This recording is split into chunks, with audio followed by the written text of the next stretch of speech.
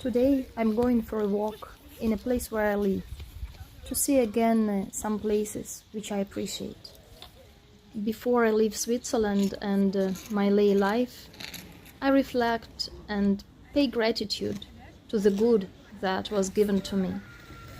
This month of October 2025 is the transitioning period for me. It was in August and most part of September that I spent quite intense time with the Tabarwa community and with its founder and leader and teacher, when I strongly felt what is right to do. I knew it before, but it wasn't so obvious. Everything should be coming naturally. And in this case, for me now, my decision to ordain as a Buddhist nun feels to be really natural. Still, it requires courage.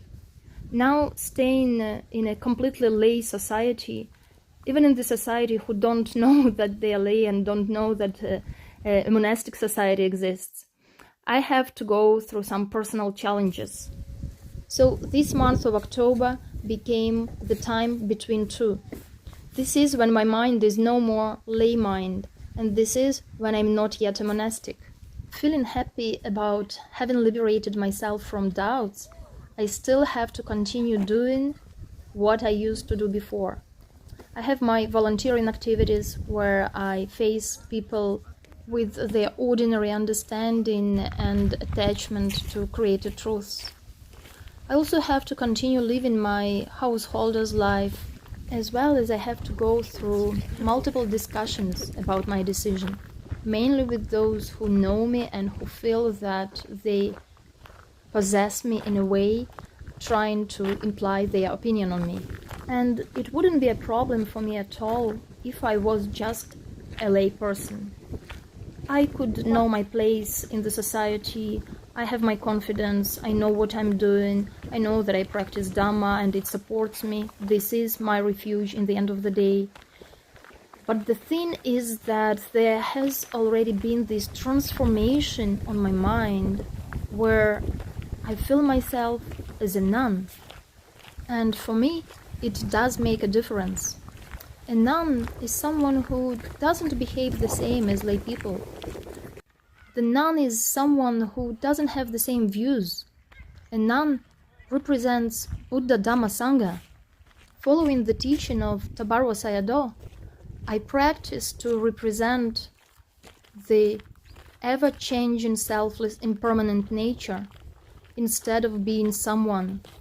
With such an intention on my mind, I see that life doesn't wait long to challenge me. I have close relationship with my brother.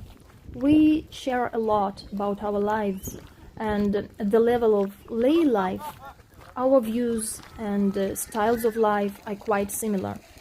However, now, when I make this decision, knowingly or unknowingly, he challenges me.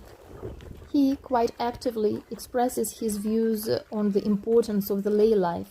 Quite insistently, I should say, he shares to me his views of benefits of participation in this or that life situation, taking this or that experience, acquiring this or that quality, while I see that this develops a personality, and I try to speak about no self.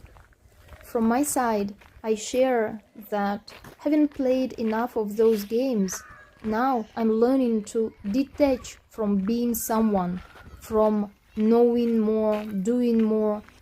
I'm learning to do what is necessary, what is taking me on the path of Dhamma. And in this way, I realize that we both speak from one side only.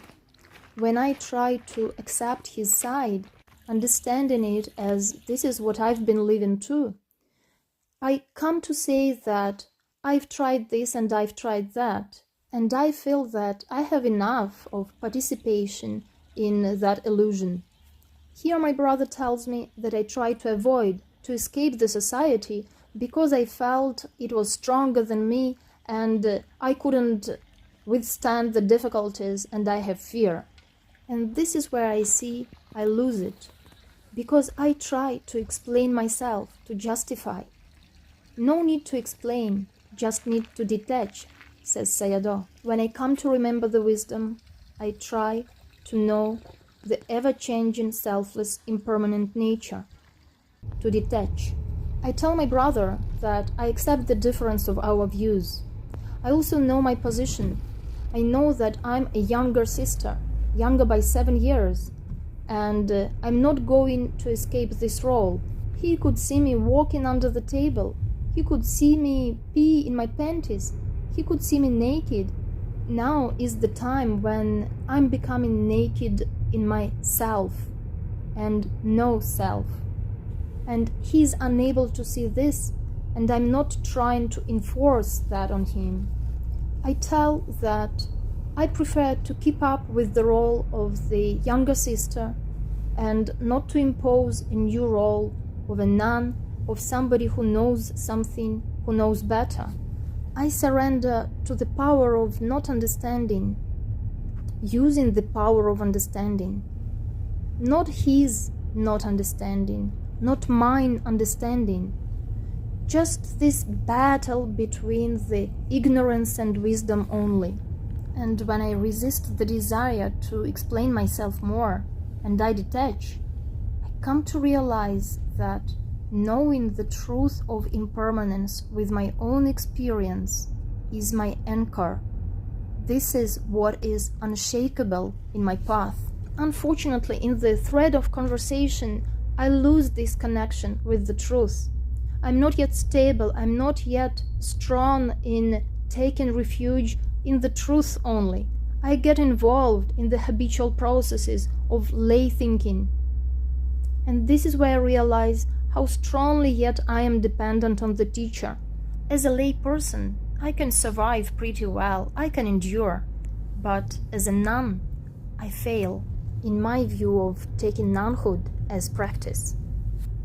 To preserve the flow of practice, I need a secure Dhamma environment and a protection under the umbrella of the teacher.